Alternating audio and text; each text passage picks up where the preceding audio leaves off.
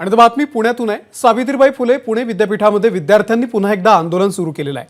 विद्यापीठाच्या परीक्षा विभागाच्या विरोधात अखिल भारतीय विद्यार्थी परिषदेकडून ठिय्या आंदोलनाला सुरुवात झालेली आहे। पुणे विद्यापीठाच्या परीक्षा होऊन आता निकाल लागल्यानंतर ज्या विद्यार्थ्यांनी फोटोकॉपीसाठी अर्ज केलेला होता त्यांना 1.5 महिना उलटून गेल्यानंतर सुद्धा फोटोकॉपी मिळालेली नाहीये असा आरोप होतोय।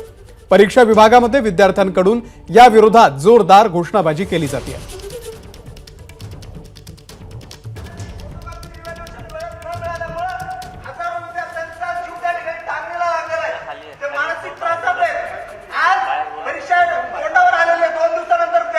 फोटोकॉपी आणि रिव्हॅल्युएशनचा रिझल्ट विद्यापीठाने अद्याप लावलेला नाहीये। मागील जवळपास 2 वर्षापासून असा सावळा गोंधळ विद्यापीठाचा सुरू आहे।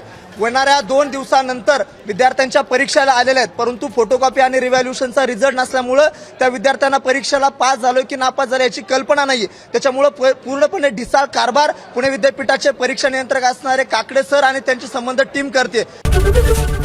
एबीपी माझा, उघडा डोळे बघा नीट।